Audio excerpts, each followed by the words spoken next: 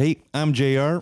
And I'm Mike from the 18 Over Par with Mike and JR podcast. Welcome to Season 4 of the pod, where we'll continue exploring the sights, stories, and sounds of golf on the prairies, where you'll find some of the most golf courses per capita of anywhere in the world, and maybe we'll even drink some more beer this season. That's right, JR. More beer.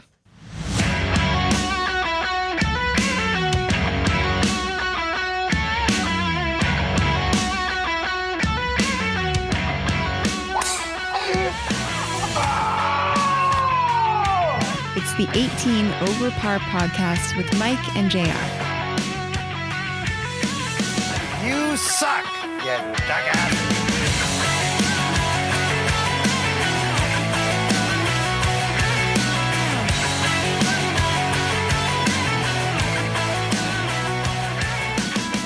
Welcome to 18 Over Par with Mike and JR, proudly presented by Bryce Matlashewski, who is an investment advisor with Endeavor Wealth Management, part of IA Private Wealth, and a member of the Canadian Investor Protection Fund. You can contact Bryce at 204-515-3446. I'm JR, he's Mike, and today we celebrate another great superintendent in this province, Greg Mitchell. He's a past president of the Manitoba Golf Superintendents Association and current super at Glendale Golf Country Club. We're a little bit late to this one. We love to celebrate the superintendents here in this province and, well, just about everywhere for allowing us idiots to get out on the golf course and enjoy a round and not really notice any of the shitty pin placements or maybe some of the, water or not enough water or complaints. I'm sure you get it all here, Greg, but thanks for welcoming us. We are here at Glendale in the shop where the magic happens. We pulled back the curtain a little bit and we're talking to the wizard. Usually it's thank a superintendent month of September. Now it's going to be thank a super quarter.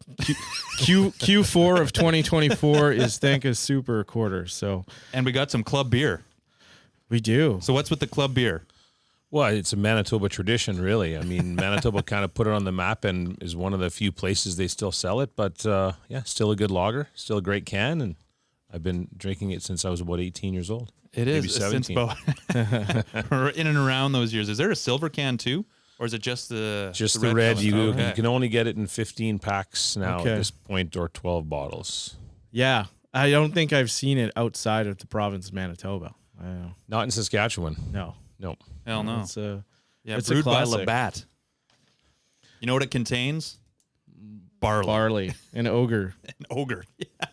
Ogre Naturally barley. Aged, no preservatives. Oh, perfect. Delicious. It is delicious. So we'll be enjoying that. And if you hear some squeaks, this is actually pretty cool. You have in your office here, Greg, you got a couple seats from the old arena. Yep. We actually got seats number 2 and number 3. So whereabouts in the old arena were these guys? They would be up in the high north end zone, and they may not be matching sets. So they sold pairs for a bunch of money, and then just before the building came down, they put it in the paper. That's how long ago it was. That it was like $10 for all you could carry. My brother and I went down, and you got the sides and the backs and the bottoms. Wow. And then the mechanic at Bell Acres, where I worked at the time, and I welded it up and sort of created that little frame. And I've been dragging them around to my various offices since then, and fortunate enough to get a couple of Jets autographs as well. Yeah, well, should we guess whose autographs they are? You kind of mentioned it. You kind of ruined it. I see one already. It has number 10 on it, so I'm guessing that's Howard Chuck. Yeah. You got Dave Ellett on the right side, and then recently, in front of it? Sorry. Morris Lukowich actually played here at Glendale. There's Chris King. Yeah, Chris King as well. Morris Lukowich played about a month ago with the former owner of Northern Air Golf Course, where I worked in the 99 to 2004. Where's that? What's that? It's a 9-hole golf course north of Gimli. Oh. So it's called Northern Air. It was open about 40 years, eventually closed for a while, like after I had left, and then the Magnuson brothers have reopened it about 3 years ago. Yeah, great little gem now up the in Meadows or something? Or it's called Marvelous Meadows Golf and Grill. Interesting. Yeah, great clubhouse, great little golf course, sort of between Gimli and Arberg. Yeah. I couldn't imagine sitting in these seats now, for 3 hours. Like there's no padding on them, just wood. And you wonder why hemorrhoids was a problem back in the day. Was it? Was it? I don't know. I mean, my grandpa will tell you all about it. You weren't spending $220 for that seat, though. You were getting it for $12, probably. That's true. And usually you weren't sitting in it; you were standing. That's right. All the more reason to stand. Right. Yeah. You don't want to be too comfy at these events. Yeah. Damn it, we got to get the The Jets fans louder now. I I wanted to mention the past supers that we've interviewed. Oh yeah, go for it. So well done, Mike. Search these guys on the Google: Sean Major, Braden Gilbert, Dustin Howe, Dave Turner. So yeah, what's that? I'll give rave reviews to Greg. Niagara, St. Chuck's, Southwood, and Falcon Lake there. So and shout out to St. Chuck's. They're hosting the Golf Manitoba Awards. Oh yeah.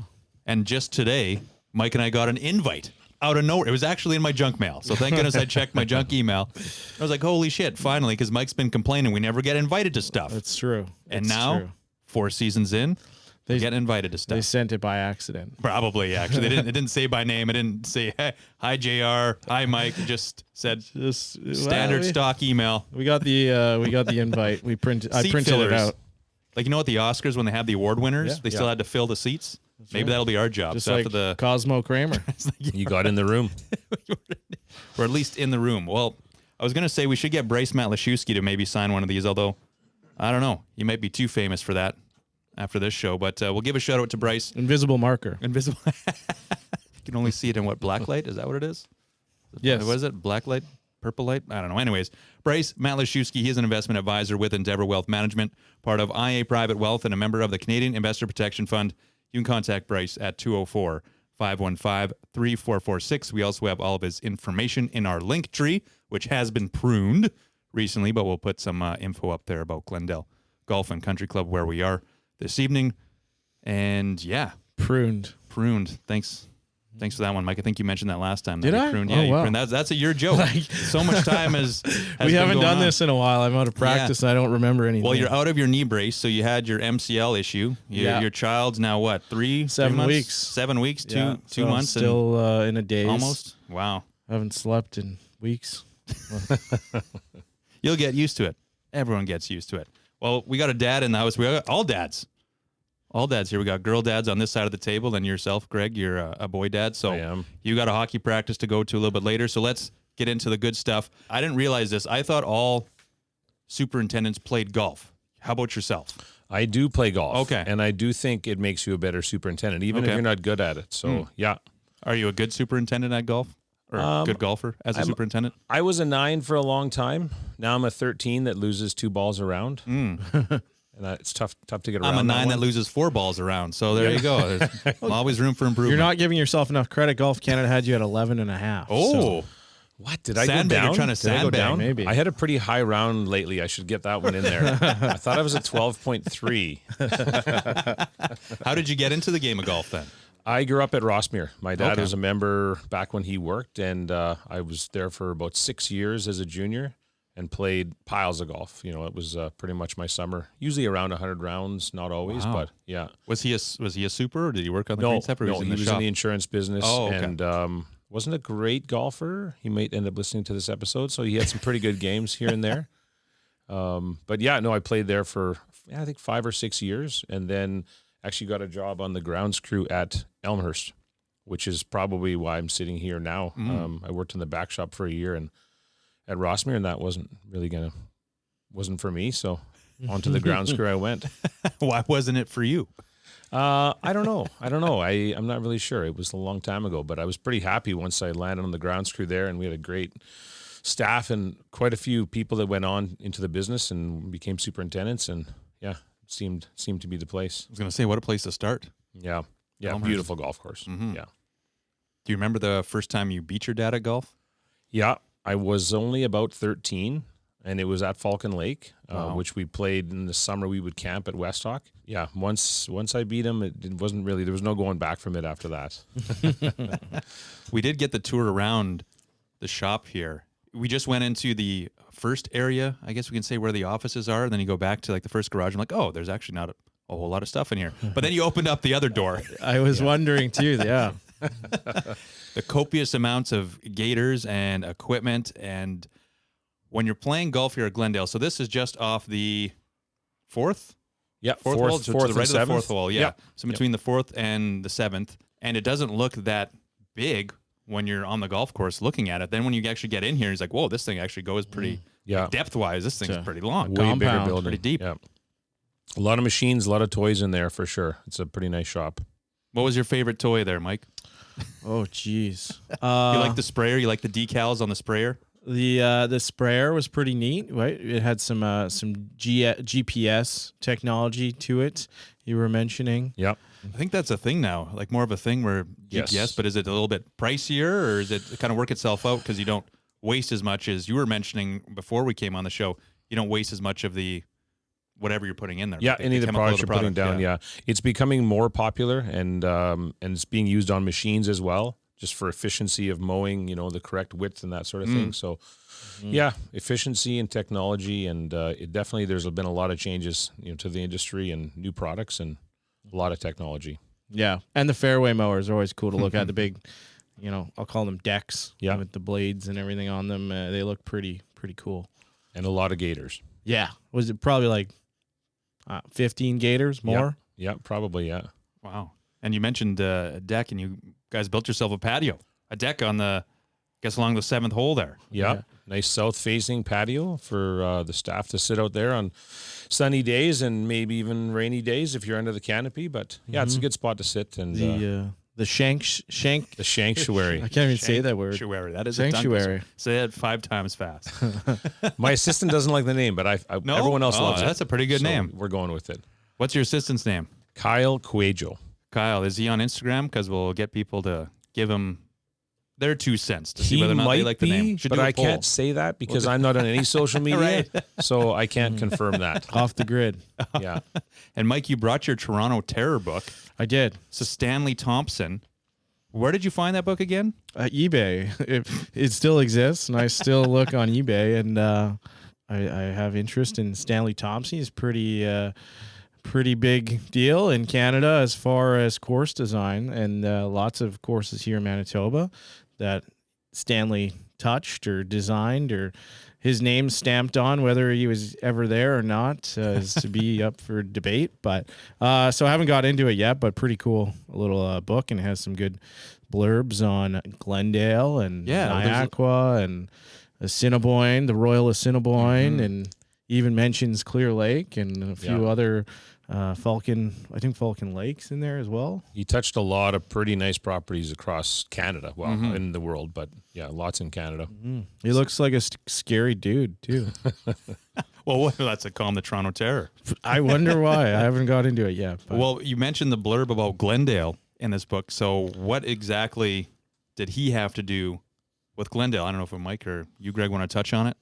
I mean, he provided the initial design, not necessarily the construction of that design, but then there was some changes here in the 80s, and ponds added and holes moved around with the car dealerships coming in and purchasing The some of city the land. expanding. So, yeah, exactly. Yeah. But the initial design, and there is some photos up in the clubhouse showing like that initial design and the routing that was here at the, its inception. On the design portion of it, and this just popped into my head, do you also take care of the tennis courts? There's not a lot of tennis played on those courts. No, really? Okay. There is some pickleball. I can't say that I've seen a game played this year. I know there has been. I don't think they're particularly busy. There's not a lot of maintenance there. They are falling in the river a little bit on that one end zone. So that's more of the patio, I guess, area. But yeah, there's not a lot to do. I mean, we trim around it and yeah. Well, Chapman there, James Chapman, El Presidente, he was a big pickleball guy. So maybe he took everyone's money on the pickleball courts. Nobody wants to play anymore. My staff wanted to play. We just never got around to it. So I think that's our plan next year is to get out there. Yeah, I would love to, knowing that it's not that busy. I mean, it's pretty... You could have a little pickleball court in the shop here. Yeah, you could. Yeah, they want a basketball net is what they want. Okay. Oh, yeah. Wait, like here at the shop? Yep. Oh, okay. Yeah. That'd be good. That'd be good for employee morale. Yep, exactly. And a little bit of sports betting on the side. Shout out to AWOC. All right, so we touched a little bit on you going to, they're starting at Elmhurst. What did you first do then on the greens crew at Elmhurst? Were you doing a little bit of everything? Yeah. You start normally by walk mowing greens. There would be 4 people every day have their sort of 3 to 5 holes or 4 to 6 holes to go mow. So a lot of that, a lot of raking, a lot of bunkers, trimming. I mean, you sort of start at the bottom and you work your way up to other things. And eventually a guy named Gord Mackay, who was the assistant superintendent, if he was doing something, if he was digging irrigation, I was usually the person digging the hole and he was doing the fixing. So I learned a lot from Gord. following him around and learning for a couple of years. So Was that predominantly the way you used to cut greens, was hand mowing it? Because now it seems like I see a lot of people on the machines as opposed to hand mowing. it's gone back and forth. Yeah, Okay. there was definitely walk mowing for a while, and then there was triplexes, riding ones, and then it's gone back and forth. The technology is pretty good on both. You could do either all the time. There's some wear patterns from cleanup laps, Right. a little more so with the riding mowers. So there's things like offset reels that can help with that a little bit. But yeah, we have both. We have both options, and we'll use them both next year. Okay. Is there an advantage to one or the other? Does one cut them tighter or make them faster? No, you got to match the heights up. Okay. Both do a good job. Now, that's the thing, right, is that technology-wise, they can both do the job. Mm-hmm. So I do think the smaller stripes look nicer. Right. So it's more of aesthetically pleasing. Yeah, I think so. In your mind, anyways. If they're cut well, if the operator's done a good job. How much cutting do you actually do now? Not a lot. Okay. Not a lot. No, once in a while I'll jump on a fairway mower, and when I'm halfway down that hole, I'm like, somebody get me off this thing.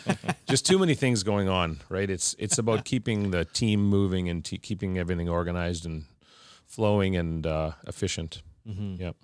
Then from Elmhurst, where did you end up? I moved to Whitehorse.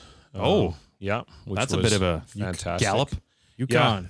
The Yukon, yeah, beautiful. When I met my wife, I said I would move back for that job. I was the assistant superintendent there, and so a guy named Dustin Howe, who's actually the president of the CGSA now, who's from Winnipeg, was working there at the time. So, yeah, timing worked out. He stayed there a lot longer, but beautiful course right along the Yukon River, built on 200 feet of sand, and full membership, and it was a shorter season, not as short as people think, though. Maybe a few weeks on either end. So yeah, I worked up there for a few seasons, and then back to Northern Air, the one we just talked about, north of Gimli. So I can imagine daylight being like, could you almost play for 24 hours up there? yeah, pretty close. That dusky time of day where you're not sure if this is your last hole, that's as dark as it got. So it was never really 24 hours, but you had about 2 months where you had about 21 and a half hours of daylight. Wow. You could almost play through the night, but not quite. That's cool. Yeah. I thought there was something where they have that, like It was in Iron like Man or something, but it's I saw a recent 24 hours. Instagram post where it was in Norway and you could golf like all night. Yeah. That must help sense. though too. Instead of having to put lights on the mowers and stuff, hey, you got a bit of daylight.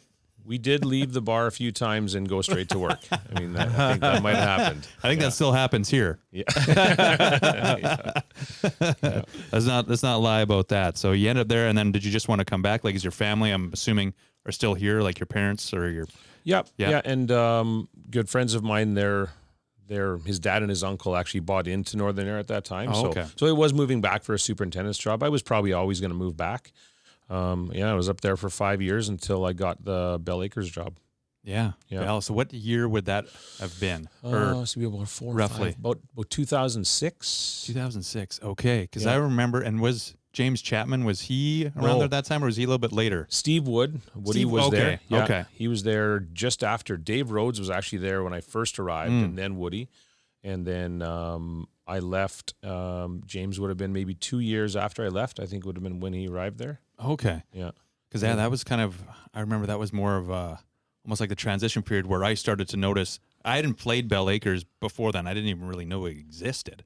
And, growing up in St. James, it was right there, just up Sturgeon Road pretty much, and didn't know it existed until around that time. So maybe you had something to do with that, or maybe it was Woody. I don't know. maybe. I'm trying to think, because it would have been, like around like the mid 2000s. That probably would have been around the first time I played Bell Acres. I don't know what for yourself, Mike. Probably around the same. Yeah.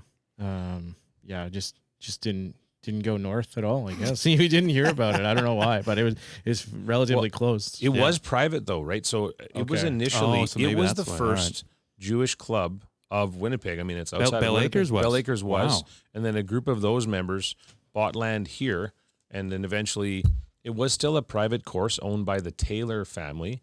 But that's maybe why some people didn't play it too. It was a members club at one point. Okay. And then I don't know if it was when the Sarna group came in, if that's when they became a semi-private, and I wasn't the first superintendent there at that time, but yeah, so they became a public golf course, which they still are now. Yeah. Yep.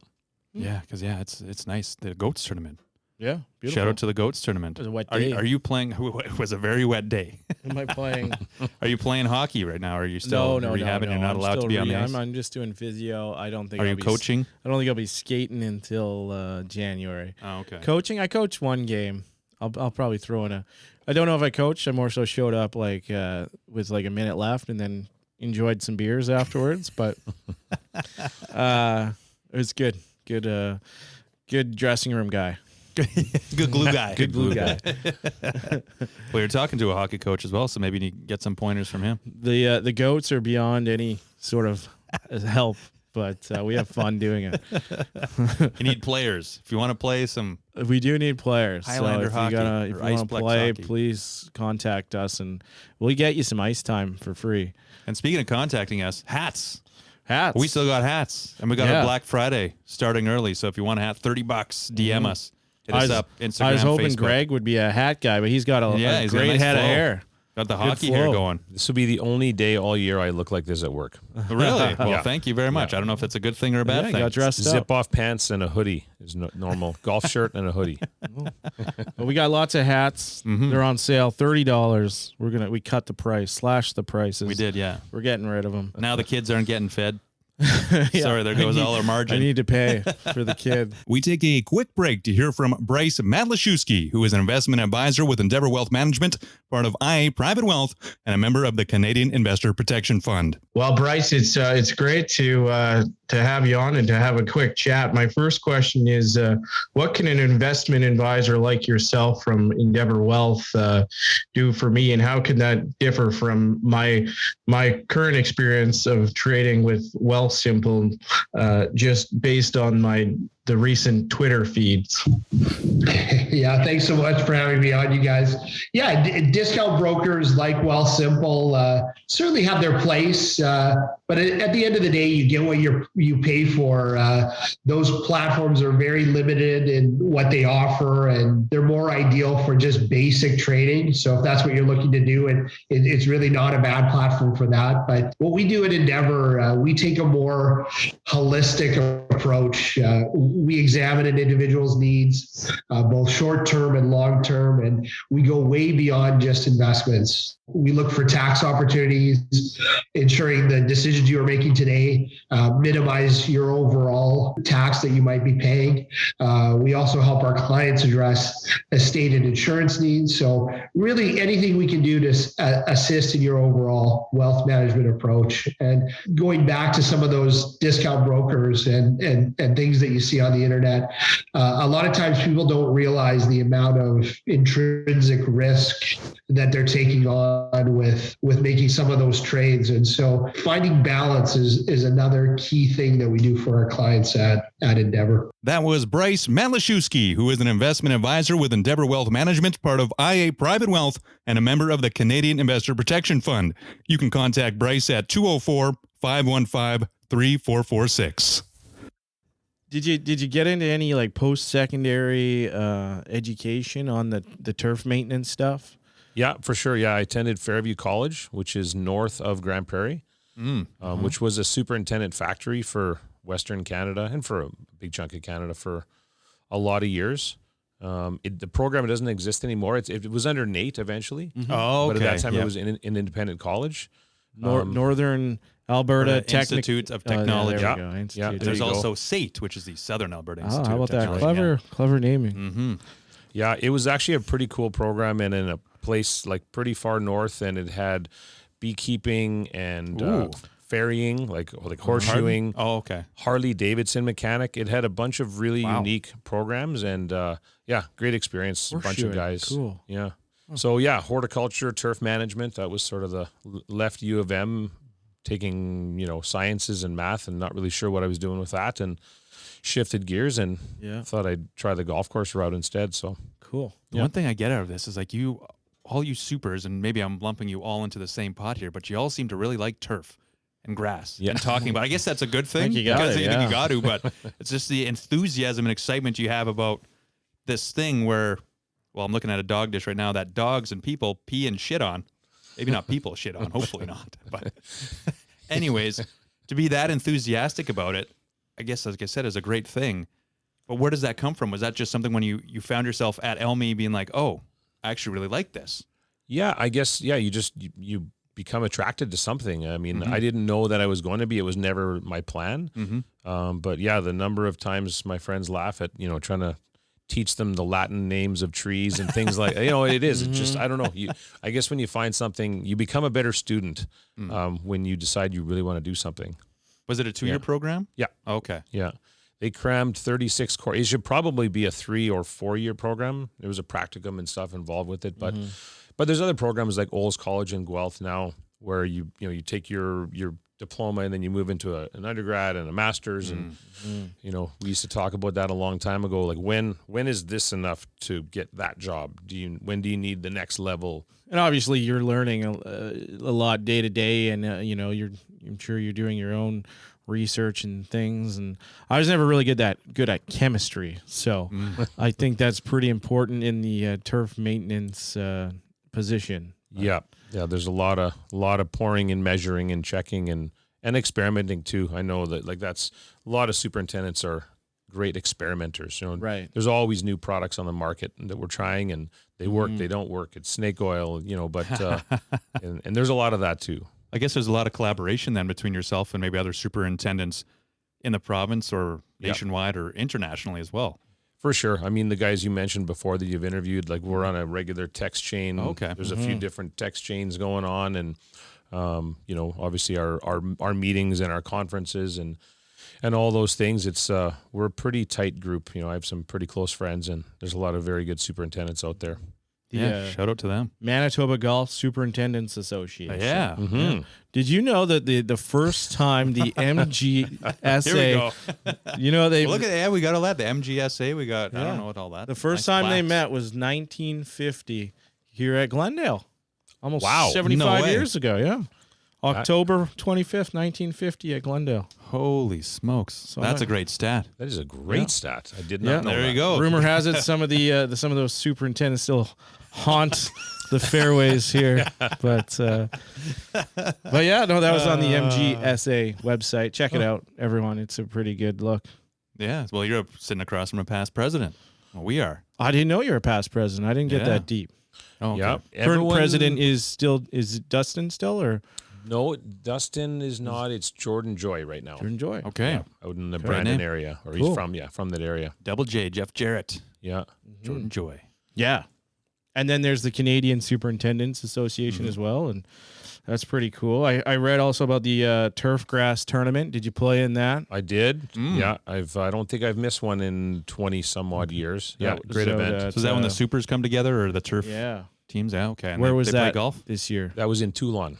So nice course. It moves around. There was years for a long time. It was actually at Bell Acres before I worked there. That was like the home of it, and then it sort of moved around. And many courses have hosted it. But yeah, and that's a day where superintendents, assistant, industry, students, everyone's out there and, raising money for turf research because we're so passionate about turf. Yeah. But it's also a day you see guys that you went to college with and you don't see very often, or they live 3 hours away, or because you get the Northwestern Ontario guys as well. And I do got to mention, we did interview Tyler Kearns look at that. from Prairie Golf Design. I didn't even notice that. I guess we can lump him in this superintendent. Absolutely. Well, yes, this is the new bunker renovation plan, which was it not completed? Was it this year?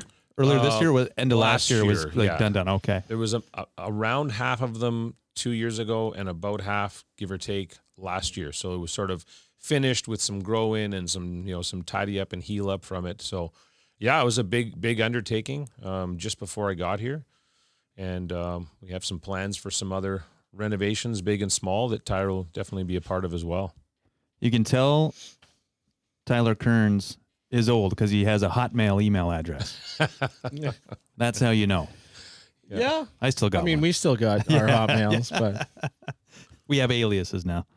18overparpod@gmail.com.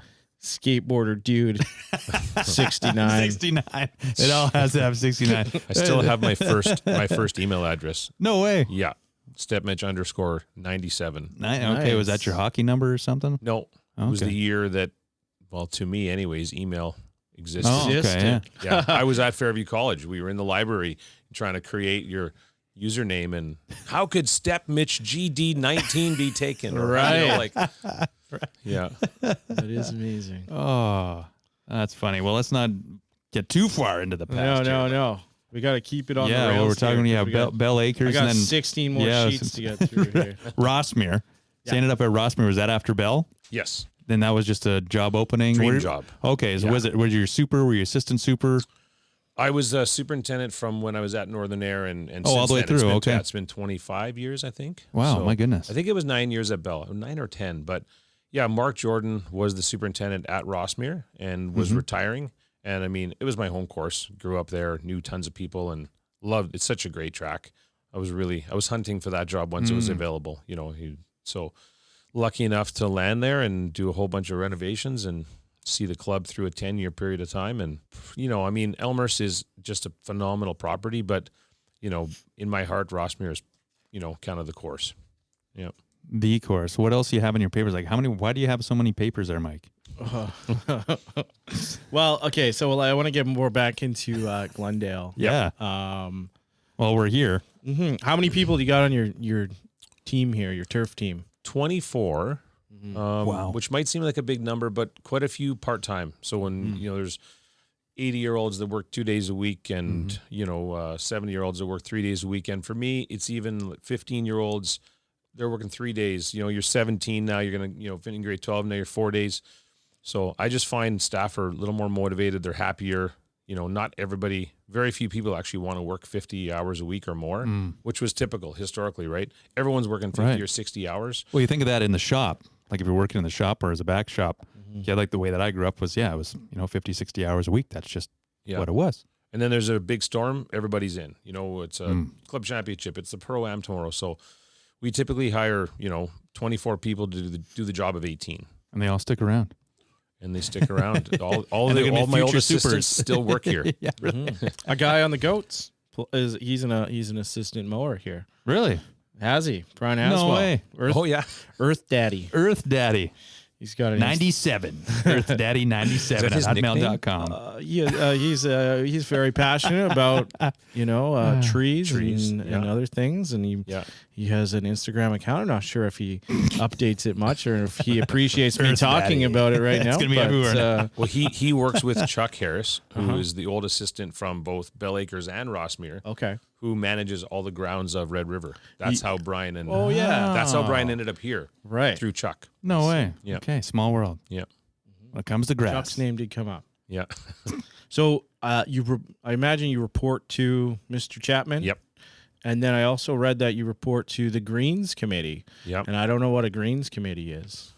Yeah, it's a group of members. Tyler used to be the head of the Greens Committee. He's not now. He's on the board. Sorry, he's on the committee. He used to be the chair, and he was on the board as well. Oh, okay. But I don't know if it works differently at different clubs. Yeah. Right now, there's about 5 people that are on the committee. Maybe that's the normal number, but it's my Members? first year. Members. Yep. And not everyone that's on the committee has to be on the board, but everyone, they're all members. And then James is on that committee as well. So we've probably had 4 meetings this year, maybe a couple of email reports to send in for their monthly board meetings. Okay. So they just keep you in check and, complaints or props. It's been pretty positive this year. Yeah. I mean, I think in a situation where you have a tough winter or a tough season, I mean, there's certainly questions that have to be answered. But, yeah, they've been great. They've been super positive. And, if you over-communicate what you're doing, then even if something's going wrong, then at least they understand that. But, yeah, they've been great. Well, irrigation-wise, there's a whole new project that I guess went on here with irrigation. But at the beginning of the year, everywhere was wet. Mm-hmm. So how do you combat that when you have too much water? Just pumping gallons of water every day? It was a tough start for sure. For members, for superintendents. I mean, lots of days with carts on paths, or there was no carts, and handicap flags can't be used. And, you're pumping water. We're probing and looking for catch basins and trying to move water off. And so, that was a far more than normal amount of water. So we were happy that subsided. So we kind of learned our drainage limitations. So that's on the slate for some of the things we want to do. Is that going to happen every year? No, but it's going to happen again. Right. And at the same time, you're also balancing. We have irrigation needs to make sure everything comes up and goes down when it's supposed to. And when you came into this role, what was the thing that, say, James Chappie said, we're focusing on this year. This is where the funds are going. The irrigation. It was system. irrigation. Okay, yeah, for sure. Yeah, it's not that old of a system, but there was lots of issues with it, and servicing pumps and decoders and wiring in the ground was a big part of it. So we're not there, but we've certainly made great strides in moving towards it working. You have to trust what's in the ground is going to be working the way it's supposed to work. Right. So, yeah, that was a big focus this year. Bunkers, having the bunkers play like they were intended, with their design. And now that they were completed, and getting more grass and thickening up around the edges of it and such. So, yeah, it was greens and bunkers and irrigation was sort of the focus for the year. And behind you, you mentioned irrigation. You had some going this evening. That is the widest computer monitor screen I have ever seen in my life, first of all. But second of all, when I was coming, I'm like, oh, that's Glendale. So you have like the overhead layout of Glendale. Yep. And then what are all the colored dots that are on there? Yeah, so the colored dots are greens heads, approach heads, tee heads, fairway heads, rough, all different colors and paired up, and so yeah, that's locations of greens, tees. There's part circle and full circle heads, and there's a lot of heads. I think there's about 800 heads out there. Wow. And so they're all like, can you all operate them? Well, that's what we're working towards. Oh, okay, we're getting close. Yeah, that's the idea. Yeah, so it's all like app based. You can go into. Wow. Okay. Yeah. So you're setting programs to come on at night. You can percentage up. Oh, this is coming on for 10 minutes. I want 120% of that, and so you can percent up and percent down, and from your phone, you can be watching your kid's soccer game, and it's pouring rain, and you're in Charleswood, and it's pouring at Glendale, so you can rain hold the system and pause everything that was supposed to come on. So right. Yeah, from the early days of dragging hoses around at Northern Air, it's pretty mind-blowing what we have at our fingertips. Yeah, that's amazing. What would be the source of most of the water? For here, it's the Assiniboine River. Yeah. So for some courses, it's the river that's closest by to them. Many courses have wells. Yeah. So we pump from the Assiniboine underneath, like underground, to the pond on 1314. Yeah. And then that's where our pump station is. Oh, so the ponds here, that's Assiniboine water? Well, do you treat some that? of those Like, ponds are far away and not attached. So okay. Yes, all the ponds on that corner of the property are all Assiniboine water. And yeah, we have a sulfur burner. You can put, bacterial products in to control algae and right. pH levels, absolutely. You're dialed in. Yeah, Mike loves it. I read that the ideal pH level for turf grass is between 6 and 7. So you have really done your homework. I love this. I love this. You should be cutting with Earth Daddy. I should be. Daddy Yeah, maybe I 97. will. Maybe you should come do a tour one morning. Yeah, jump We in a should all cart do that. and We'll have some club beer. Well, we'll have club beer. Yeah. Maybe you shouldn't have beer while you're on the clock. I guess it doesn't matter. I don't know. You can do what you want. Yeah. You're the super. But yeah, that's some interesting stuff because we talked to some of the other courses and there was a water source that had maybe a high pH level and they couldn't use that well, so they had to pay for city water, which can be very expensive. Absolutely. So they, their dollar doesn't go as far as someone who can, you could probably pull it out of the river for free, I would guess, with the exception of energy or whatever. But other challenges, right? Silt and algae and whatever it is in the rivers now in that pond. They settle, so those ponds settle out. You're not pumping it off the bottom. You're not pumping it straight out of the river onto the golf course. But I guess this would come into play when you were at Rossmere. But we had a little bit of a drought there maybe 2 years ago. Yep. And they were probably, I think they were limiting how much you could pull from the river. Were we talking to Braden about that at St. Charles? When Yep. the water levels are really, really low. Mm-hmm. Well, then Niagara and St. Boniface, they're off the Seine, and that can be insanely low. Here we go. Good. He's got jokes too. Dad joke. Yeah. But I think at one point they were on greens and tees only, so not watering fairways. So like Rossmere has a well. Most people don't know that because it is right in the middle of a residential neighborhood. You're not along the red there, so so they wouldn't be limited ever. And we weren't this year, but that Assiniboine gets awfully low. Yeah. I mean, not this year. not this year. Just right now in the last 3 weeks, really. Yeah. You know what? You're right. Yeah. You've seen that. Yeah. Though Mike loves to talk about the watershed, but the water levels specifically have been Mm-hmm. Well, pretty darn Assiniboine low. comes from out west. all the way out to like pretty well Alberta, maybe all the way up From in the Yukon. mountains. Could be in the Yukon. Could be the same water. I think, yeah, the Assiniboine and the Souris, they merge. That's what it was. Yeah, I remember the that from watershed's geography. on the. I yeah, was you looking got at it earlier. Yeah. Anyway, I have a watershed podcast. Hasn't really gotten I'd love to be on popular it. yet. It's called Holy Shed. I don't know if you can. Maybe we can ballpark a budget. What are we talking here? Yeah, because it doesn't come out in reports because it is a shareholder golf club, but you don't have to give us the exact number. But yeah, what exactly? That's a good question. What exactly goes into financially being a super and running the maintenance department? Yeah, a lot of it goes into it. I don't know. Should I club should I beer? share? Yeah, club beer goes in. Yeah, I mean, you have equipment leases.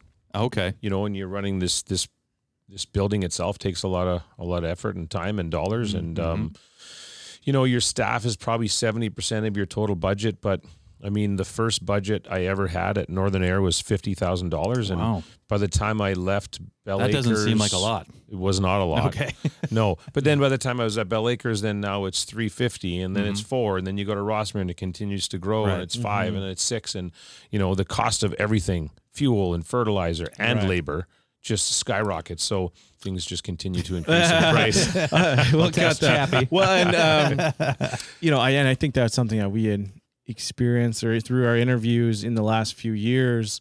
Herbicides, pesticides, Yeah. the cost of those has increased, you know, substantially, like everything else has. But trying to include that into your budget and also become more efficient in using those products. I'm sure that's, you know, comes into play with some of the technology and using, you know, and planning, right? So you got to think a little bit more about, you know, how that's going to work. You're spraying wetting agents and water conditioners and things to try to, you know, trying to slow down the plant. You're trying to, you know, speed up growth. You're trying to do all these things to, you know, avoid spraying. We're also, you know, despite the fact that we use pesticides, I mean, we're all environmentalists, and we know that we have watersheds, and we know that we have trees and plants and flowers and sod and, you know, and animals. And so we're trying to use as little as we can, and not just because they're expensive, but they are expensive. Yeah, that's got to be a huge thing to factor in every year. And I think we heard that especially after COVID. That's when the prices really started to ramp up. And I mean, especially now. So what are you doing now? We're getting pretty close to winter here where the golf courses are going to be shutting down. Some have already closed down. So what do you have to do to prepare a course for winter? Because as a member at places or a golfer, it's like, well, why the hell are you closing down? Like, it should be open until winter. So what are you doing to prepare the course and the plant for winter? Yeah. Lots of aeration and top dressing, you know, greens, tees, fairways. That top dressing is a layer to, you know, help smooth it out, and years of light top dressing gives the ball sits up a little higher, you know, a better lie.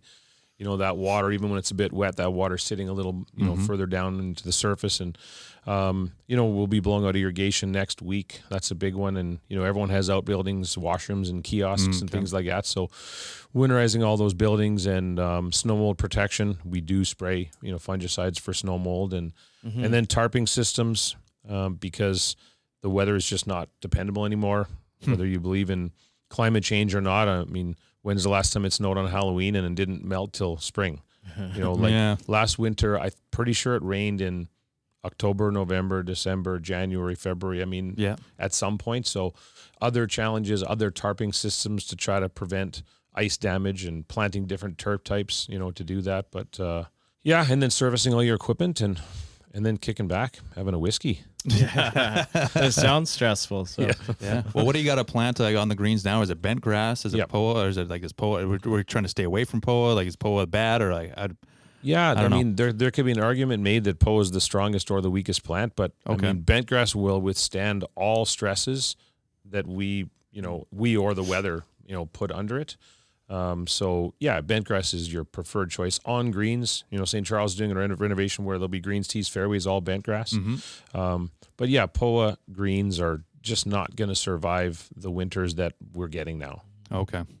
Or less so. Right. Yeah. And I read that genetically modified turf grass is not commercially available yet, but Okay, what's the modification? I mean, there's I guess to stand up to pesticides and herbicides and different weather combinations. You know, Monsanto they're trying to lock that Mike, down. big investor in Monsanto, he's trying to push the genetically modified turf. Exactly. Well, I mean, there is some products now that will kill or knock back POA, but won't do it to bentgrass. Exactly. So that's something.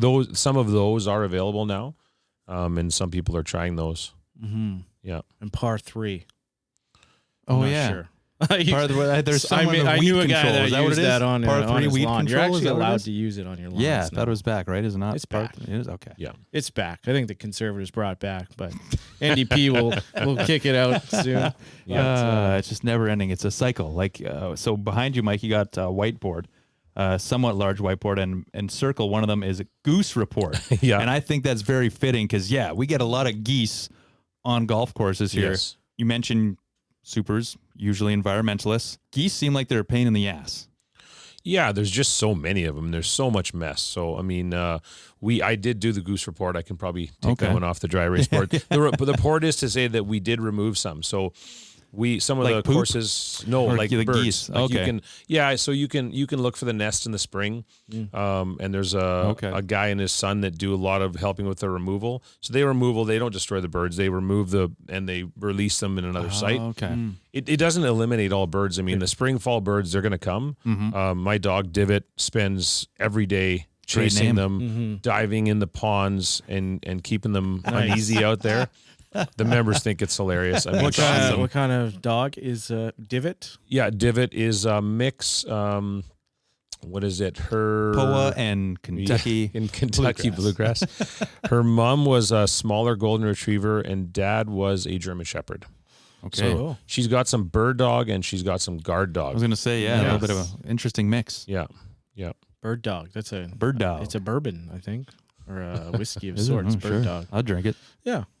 Anyways, we talk about animals. What other kind of wildlife do we got here on the course? Lots of ducks. I usually ask Chuck. I send pictures to Chuck about all the different ducks that land here, because then I don't know if he's making it up sometimes. Right? That's a merganser. That's a golden eye. Like, is it?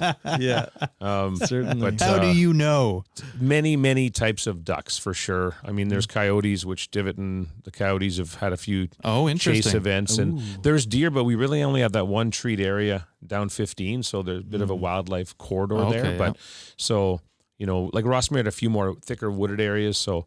You have a fox come and go, and we have some muskrats and that in the ponds as well. Right. But tons of birds. Yeah. Mm-hmm. We saw a muskrat last year at Southside. Remember that? Oh, that was pretty neat. Sandy Cursiva. Yeah, we're like, what is this? Yeah, it was ugly looking thing. I mean, it had anyways, it was my first muskrat. Probably thinks you were ugly too. Yeah. Any fish? Any fish in the ponds? There's definitely minnows. I mean, because other than the screen we have, I mean, we are drawing from the Assiniboine. Right. Yeah. So we haven't put any in. We did that at Bell Acres, though. The mechanic that lived in Balmoral brought a pail from the ditch of like sort of suckers and grass carp, and they grew pretty big. But those ponds, like, we don't use any chemicals. I haven't in any of the courses I worked at. But and that pond on 13, 11 and 13, that sort of north end of the property at Bell. Those ponds are still clean, and there's pretty decent sized fish. Now those ponds are deep, so they can survive the winter. But there'll be some smaller ones here. Filling up on golf balls. Yeah, a lot of golf balls in that pond. If you know Bell, is there a lot of benefit? Like if you put a bunch of fish in the pond, I don't know. I mean, they wouldn't last. Would they last the winter? Maybe not. If you had aeration, then they might. And if it's deep enough, they probably will. Yeah. But if you don't have those two things, then there's not a really good chance of it. And I'm guessing you don't have that here. No. Okay. No. Well, is there anything on the plan for improvements for next year or beyond here at Glendale? Yeah, for the ponds or for anything? For anything. Yeah. Yeah, for sure. I'm going to present something to the golf committee this winter. Are you allowed to state what that is, or are you going to wait till you present it? I should wait till I present it, but fine. there'll be some drainage projects and irrigation, but there'll be some tee boxes that we want to reboot, just a redesign, change them, and Ty will be involved in that. Interesting. And, some practice facility renovations, and then lots to do with the ponds as well. That's one thing we do. Our ponds are, and you've played here, so they're a little nasty looking in the middle of summer. So We'd like to make them look a little nicer, make it a little deeper. You know, some diffusers on the bottom and some fountains and Right. Oh, some fountains. Yeah. Get the water moving. Get some air in the pond, right? Yeah, back to the watershed. Yeah, big watershed guy. What was I gonna say? Thinking Duck Mountain watershed. Is that a Swanee's Bobcat? Yeah. Quarter? Wow, that's really nice. And it's got a hood too. Jeez. Okay, we're talking about gear now. Yeah. Hats. $30. Get your hats. Hats. $30. We'll throw in a club beer. And just DM us because we don't got a shop, but I mean we got Instagram. I want to tournament Tuesdays. I don't know if that's a sore topic to bring up. Obviously brings in a lot of money, but a lot of public players on those days. And I think when I had played on a tournament earlier this year, it seemed like it rained every Tuesday too. It did. Yeah, So, beginning of the year. the course Maybe is all the year. wettest, and you're inviting all these people who may not have, course etiquette. And they're in carts. Yeah, they're always So, in carts. Yeah. I mean, that must be not a frustration, but just something to consider, I guess. Yeah, it did rain. Unfortunately, I was feeling bad for some of those tournaments, and not every tournament. I mean, sure, they're all riding carts, they're all drinking beer, but some of them are the insurance industry, and it's a bunch of members from other courses, and you look and you go, In other ones, it's ball marks, and so you sort of accept a level of damage either to the carts or to the golf course, but to me, like, that's your project money. And the Tuesday, I've never worked at a course that has just the one day. I mean, it's predictable. Right. So we do some things on Tuesday mornings because there isn't a lot of play. So we sort of take advantage of that softer morning. Right. It wouldn't be as full of members. Now it's 11 o'clock, 11:30, 12, 12:30. So yeah, it's just the reality of what we have here. But I'm sure not every member loves them, but they provide revenue to the club. Yeah. And if we don't have that, then they either have to pay more or we don't get to do fun projects and, make the course better. Like riding cart maintenance, is that under your umbrella as well? Yeah, for repair, winterization, startup, during the summer, they're just up there. If nothing's wrong with them, then we don't see them a whole lot down here. But I will say, after Jackass, I mean, there was more damage every single year after that one where they flipped that golf cart sideways. I watched that and I thought, that's not even funny. No. Because that's going to You're happen. sweating. Yeah. That's dangerous. There is. It is. Yeah. Golf cart damage is definitely up just in general. Thanks, Jackass. Yeah. Yeah. Jeez. Social media. Gotta love it. I don't even think there was social media back No, then. there It was wasn't. like There a wasn't, yeah. VHS tape. Maybe, yeah. CKJS. Anyways. CK. Yeah, What what was was it? it? CKY? CKY. Are we just talking about I don't know. Anyways. Old radio and skateboarding- television Old stations, skateboarding yeah. videos. Wow. Go ahead. Oh, yeah, pin placements, because there's been some new greens that have been put in, or some changes to some of the greens. And who comes up with the pin placements? Because you go out there and there's some really challenging pins. I think for me personally, that's what guards Glendale are, the greens, especially the par threes. So who comes up with those pin placements? How do you ensure that they're not too nasty, but they're also maybe, nasty enough so it's a bit of a challenge, and then you don't want to be slowing down play all day? Yeah. So who comes up with those? I'm sure there's something to do with, traffic patterns as well for foot traffic. Yeah. Well, I know James is going to listen to this, so Okay. I should acknowledge that the pins were too hard this year. Okay, so you'll admit it. All right. Because every time I was out here, like, man, this is nasty. It's not even greens, keepers revenge or supers revenge or anything. You read that off one of your Post-it notes. Did you play Superintendent's Revenge? I didn't know, but I heard and. Yeah. Yeah. And then on that day, you got to have a sense of humor. Yes, so of course. we have a 9-day, but we turn it, this is like a 6-day rotation. Okay. 4 pins. And so that gives you a front, middle, back, left, middle, right. And it should be easy, medium, hard, whether it's 6, 6, and 6.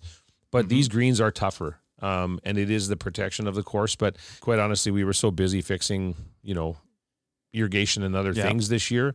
Probably didn't manage because it's a lot of younger guys. If you're 17 and you play golf, you're probably going to change holes, because they actually do think about those things, but maybe they don't realize that, James got more complaints than I realized about the difficulty of the pins. And there's holes you just don't even need to do it because the greens are already that hard.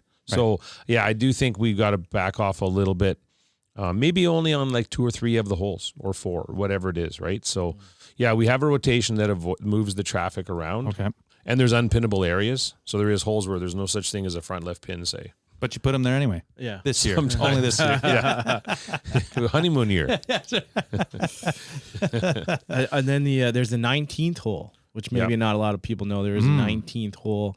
I'm not sure how often it's used. I've never played it myself. But There's a few members that practice there. It was the original 9th hole. I only learned that recently. Oh, okay. Part of it fell into the river, like it slumped because it's tiny. Like the green is I don't even know if it's 2,000 square feet. Maybe it's 1,000. But so it was the 9th hole at one point. Didn't look exactly like that. So that's something that I would like to redevelop into a practice area that has a big rolling, bent grass green, has a few bunkers and like a stadium lights. Yeah, of course. Maybe a little tiki bar. Yeah. Hell yeah. Now we're talking. Club beer on tap. Get Labatt's to pay for it. Yeah. I think If they're a sponsor of the go. course or whoever the beer vendor is. Yeah, I don't know. I was making the Glen Lager. Glen Light. Brazen Hall. Is that right? Brazen Hall, right? I'm not sure. Yeah. It might be. I think it is. Yardage marker is one thing. Yeah. I think that's a debate. And this is something I learned recently is that some superintendents, turf maintenance teams don't like yardage markers, and I want to get your stance on that. I was asked at a golf course that I worked at one point that I won't name. 250s, 200, 150, 100, 50-yard markers. Like, what do we? How do you need a 50-yard marker? Right.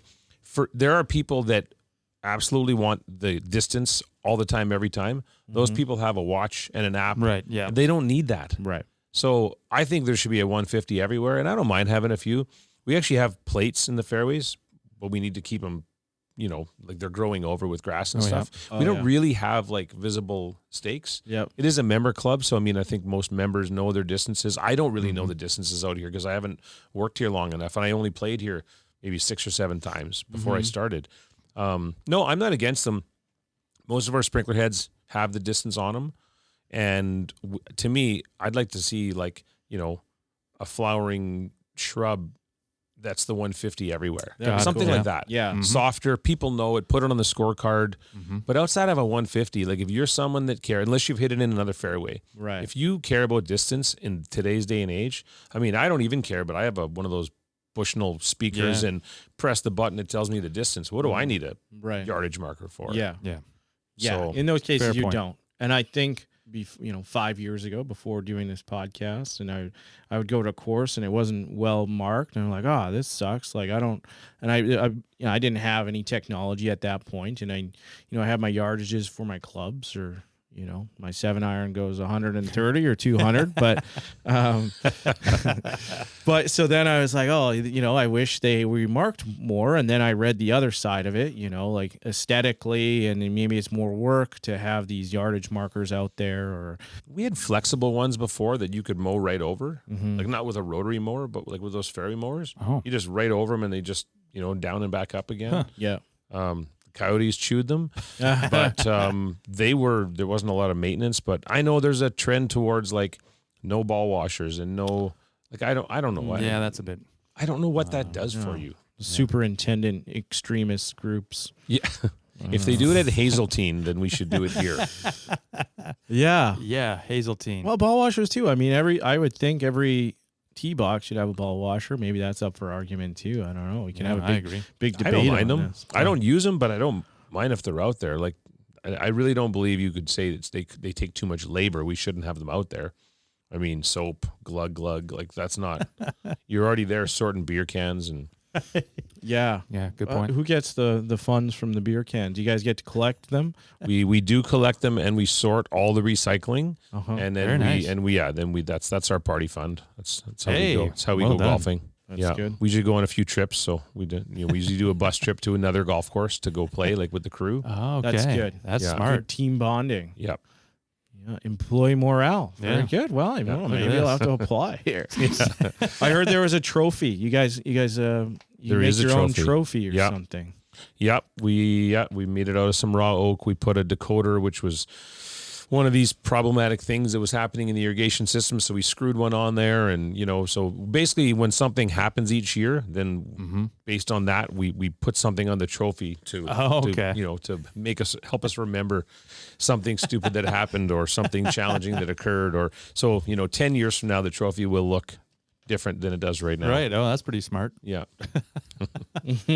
Yeah. What about young folks looking to get into turf care maintenance? What would you recommend for them? It seems like a great summer job for somebody, to, whether they be in high school or university, to start off, and, you get your early mornings, or it's a good job, and then it can make a career out of it. Yeah. Yeah. All those things. I mean, I always look for, the 15-year-olds that can ride their bike to the golf course, because if those are smart kids and they go on to post-secondary, they might work there for 7 years, which is the case. Yeah. Like, we have some guys that came over from Rossmere, and they're graduated from Asper now and from different programs, and they've worked for 7 years, and they're great. And, we do tend to try to have a good time while we're working hard. So it is a great job. Yeah, it's early mornings. It's one of the reasons we don't do full-time for the young kids, but if there was ever a time to be in the industry, it's now. My wife doesn't think that my son should do it. I mean, I love it, but it's not an easy job. I mean, outside of the fact that your product is judged every day. Yeah, absolutely. And so, but if you like the weather and you like being outside and you love golf and you love nature, then, I mean, what a job. So, and because Red River had a program that doesn't exist anymore, and other reasons, there is less superintendents than there's ever been. I mean, if someone is in the program right now and an assistant or not even assistant yet, I mean, in the next 3 to 5 years, they're going to just pick between, 4 different superintendents jobs. There's a lot of people my age that are fantastic superintendents, but, we're not always going to be here. And there does seem to be a lack of quality people coming behind, particularly going into the rural courses. So I think and golf is in a great place right now. Yeah, right. Way post-pandemic. I mean, people can do anything they want right now, but yet golf is still thriving. So, yeah, I think it's a great time. Couldn't have been said 10 or 15 years ago, when really good young people didn't get that superintendent job they wanted and moved on to other industries. Those same people right now, they would be, they're pretty employable. And I can still do it. You and Earth Daddy. I did look at the MGSA website, and there are career postings there for all the different courses looking for superintendents. I should put a link to that in the link tree. You should. There you go. I think we just found your second career. Yeah, no. Dropping pH levels on me? Oh, yeah. Again, I didn't do very well in chemistry. You just need to know a few things. Once cheated you figured a out, you lot got from Ann Sam. Ann Sam really helped me. She was good. She was good. She was smart.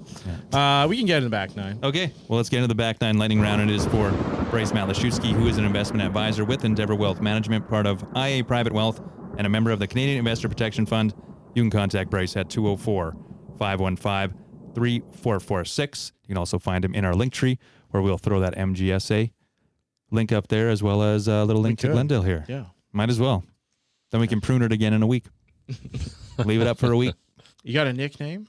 Mitch. Yeah. Okay, yeah, that makes sense. Most people don't actually know my name is Greg. No way. Yeah. There's several people believe that my name is Mitch Mitchell. I was told to ask you, who is your favorite Asian group that tees off early? Well, that would include Bless and Wes. Yes. Shout out to the barbers. Yeah. Yes. The lovely barbers, cutting right? hair is probably like cutting grass. But first one, have you ever? Oh, and then I got a dog named Divot, which we kind of already. Yep. What a great name. Perfect. Head Caddy was my first one, and then Putter, and now Divot. Jeez. Yeah. And he's here he or she is here at the course Yep. regularly? I was going to bring her, but I'm going right to hockey after. So, but yeah, she doesn't miss many days. Wow, that's impressive. Yeah. She Good runs idea. miles and miles. Oh, that's awesome. Yeah. Tire road, that's I excellent. should run miles and miles. Have you ever got a hole in one? Never. No. Love to. No. I was going Ditto. to ask this earlier when we were talking about the turf grass tournament. Who would you say is the one of the most talented golfers in, let's say, in the province, in the MGSA? For superintendents. Yeah. Well, there's a few. Jordan Joy's won the last, I don't know if he won this past year, but he's been winning some MGSA events for sure. Farrell Asham's always got a team right in there. I mean, Todd Fanning is a part of our association. Okay. So, Okay, you know, well, he tends to play pretty good golf. Yeah, I've heard of him. And Mage is a good player too. Mage. Sean Yeah, Major. Sean Major. John Major. Right. Mhm. Yeah. I probably missed a few, but those are right. some pretty good players. They'll the ones you missed will reach out to you. Yeah, exactly. You got a preferred golf ball brand or model?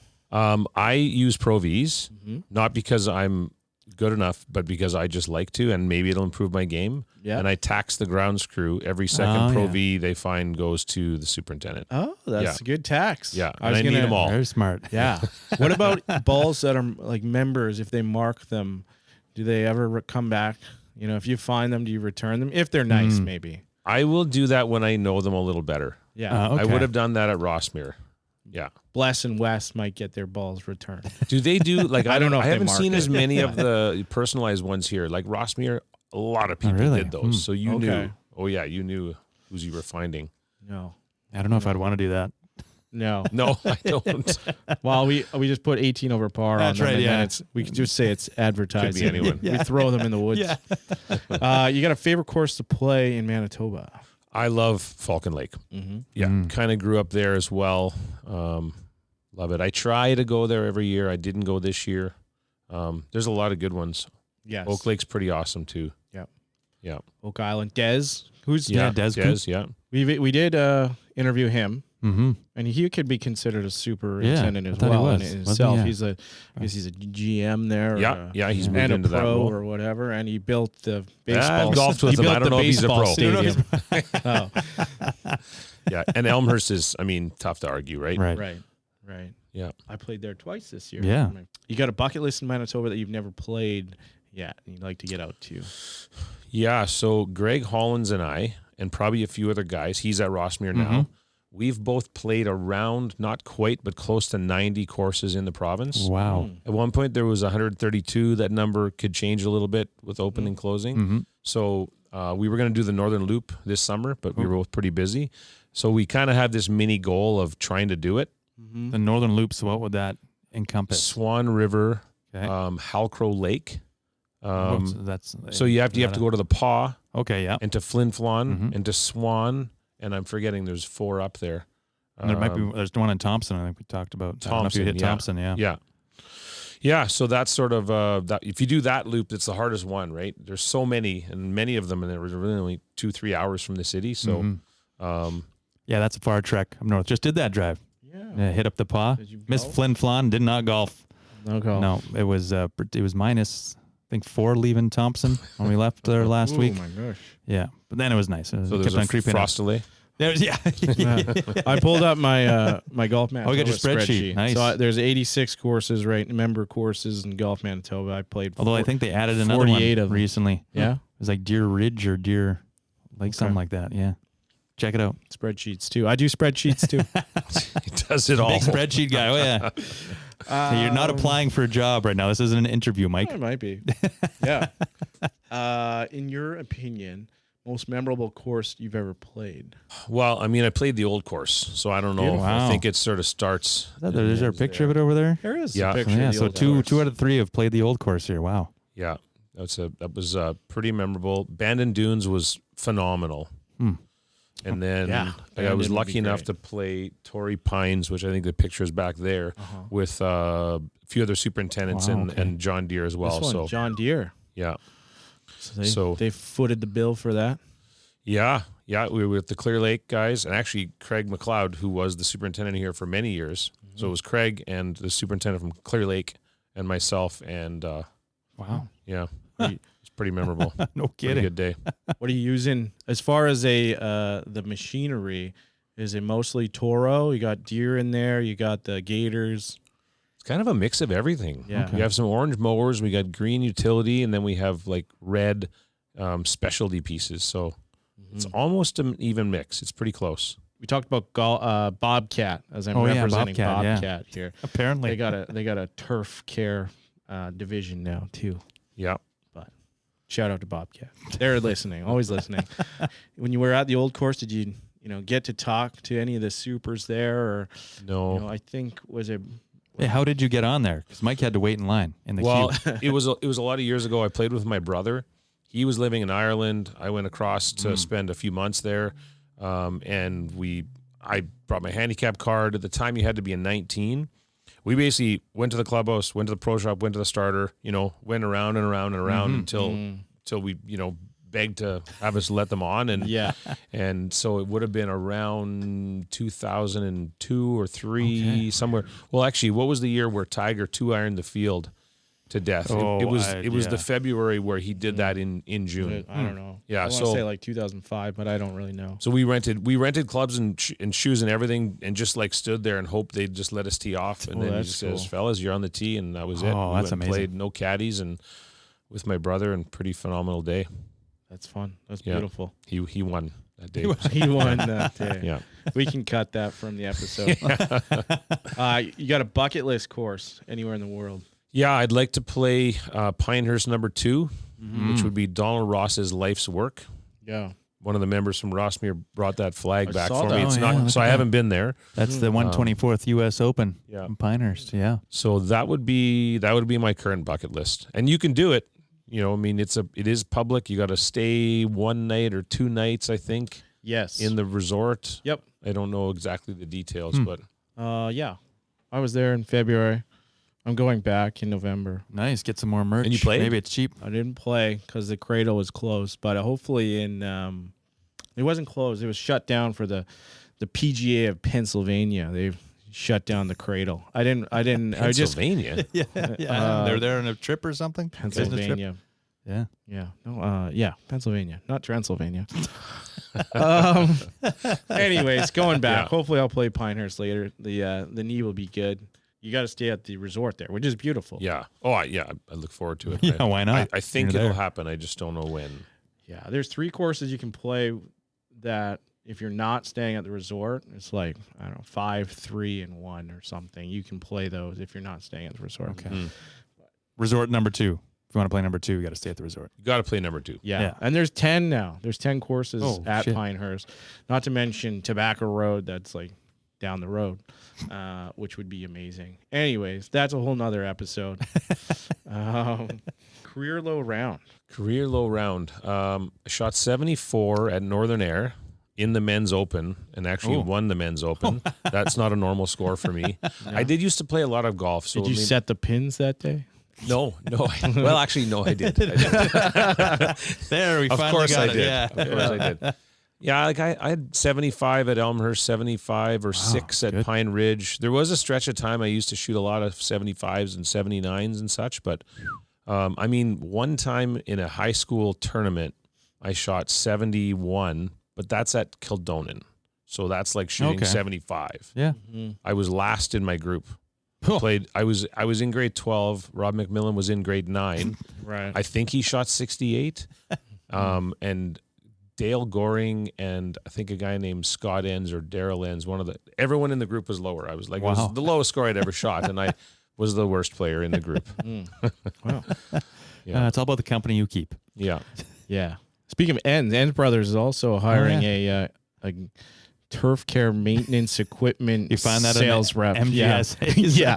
Well, I could do that. Maybe that would be fun. Get some Masters tickets. Maybe. Yes. Did you go to the Masters? I did. Wow. Oh, yeah, look at that. Yeah.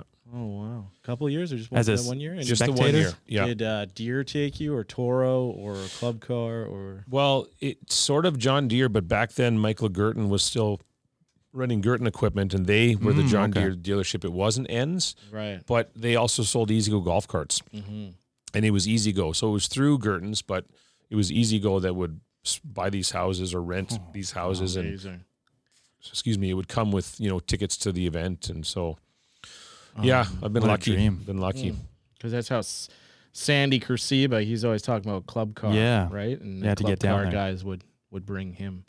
They rented 2 houses, and we were in the smaller one. And I could be wrong, but I think the house was $10,000 for the week, but it came with 4 passes. So these families, like you're just sleeping in one of the kids' room. They set it up like a bed and breakfast. Yeah, that's amazing.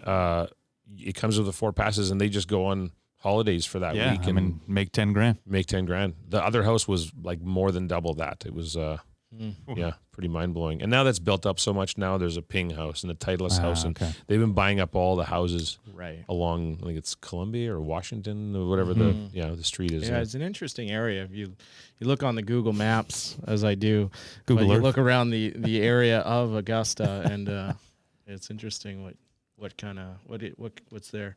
Wild card question number 8.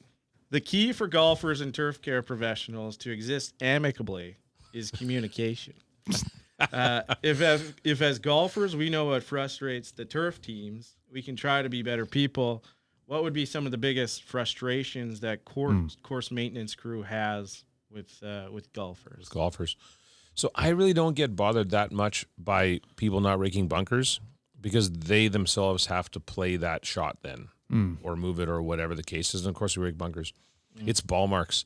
Yeah. Because if you see a big, fat, juicy ball mark, which are the ones where if the mowers in the morning aren't paying attention and they mow over that and they scalp off the top of it, and if it's big and juicy, your ball wasn't very far from there, right? If you get that thin little mark, okay, maybe you skipped it over the green, maybe you looked for it, you didn't find it. But when you get in a upward sloping green with a big fat ball mark, I mean, you walked over that thing. And so we do spend a ton of time fixing marks, but you just can't do them all. And you'll see the greens even out here that are like that, like number 3, and there's just a pile of ball marks in the front, and that those things haven't gone very far. So that would be one. Yeah. What's the proper technique to fix like a green ball mark? Well, we're going to do a video next year on that. But nice. It's also starting from the opposite side. So that ball mark's going front to back. It's starting from back there and bringing that material back towards. A lot of people do that lifting action. Yep. You're just pulling up roots. You're actually putting it in and moving that material back into place. You can use the back of your putter to start. Yeah, I kind of tap it usually with the back of the putter. Yeah. Okay, so that's okay. I'm not. So absolutely. Yeah. Yeah, because there has been a few videos out there on how to do it properly. Yeah, but put the tee. Some people put the tee in there, and they make a little hole with the tee, and then they bring it back to front. Anyways, the only one I would say was for my staff, and they all have bump caps, but like you put a orange hard hat on, and people just think you're made of Kevlar out there. I mean, that's just your head. Like people are taking rips when you're sitting on just the green. that advanced. Like maybe yell 4 before you hit, give a wave, give a yell. So most people are good. But the ones that aren't, like, it's just ignorant. You would never hit up on a group in front of you like that. No. And so that would be one. I mean, I think I've only been hit once in 30 years. Wow, okay, so you get pretty good at falling the ball in the air. But even this year, like, I looked, and there was a member who I like, and who's a good guy.